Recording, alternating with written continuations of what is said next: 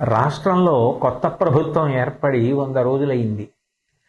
ఈ 100 రోజులు అయి ప్రభుత్వ పరిపాలన ప్రారంభం కాగానే పెద్ద ఉపద్రవం వచ్చింది.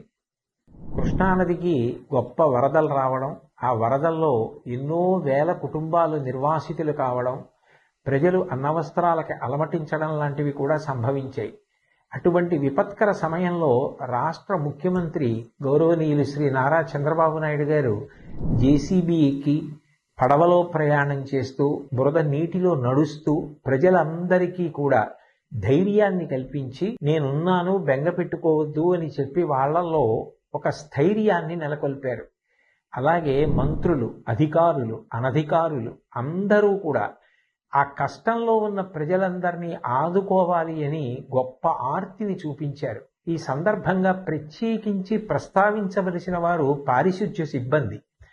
అనేక పురపాలక సంఘాలలో పనిచేస్తున్న వారందరూ కూడా విజయవాడ పట్టణానికి చేరుకుని అక్కడ అంటువ్యాధులు ప్రబలకుండా ఉండడం కోసం బ్లీచింగ్ చల్లడం లాంటి కార్యక్రమాలు నిర్వహించడంతో పాటుగా మంచినీటి సౌకర్యం ఏర్పాటు చేయడం, నిత్యావసర వస్తువులు అందచేయడం, ఇవన్నీ కూడా యుద్ధ ప్రాతిపదికన చేశారు.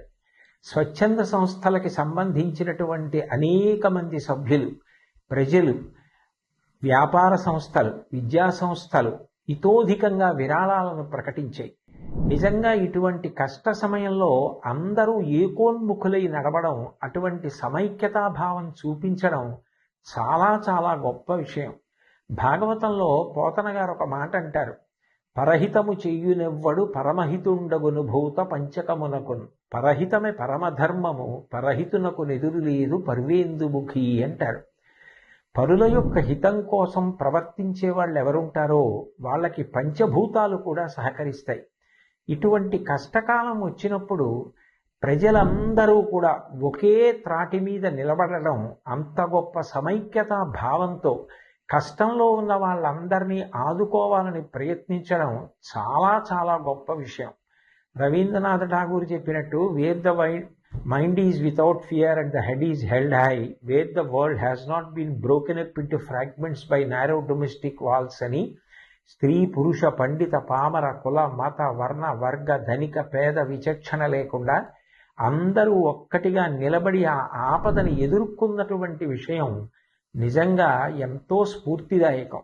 రాబోయే కాలంలో కూడా సుపరిపాలన ప్రభుత్వం అందించడానికి, ప్రజలందరూ సమైక్యంగా ఉండి ప్రగతి బాటలో నడవడానికి కావలసినటువంటి మంచి బుద్ధి వైభవాన్ని పొందడానికి భగవంతుడు తన ఆశీర్వచనాన్ని అందించాలని, ఈ రాష్ట్రం బాగా వృద్ధిలోకి రావడానికి అది కారణం కావాలని నేను భగవంతుణ్ణి ప్రార్థన చేస్తూ, నిజంగా ఈ కష్టకాలంలో అంత గొప్పగా నిలబడిన అందరికీ నా హృదయపూర్వక నమస్కారాలు తెలియచేస్తూ సెలవు తీసుకుంటున్నాను. స్వస్తి.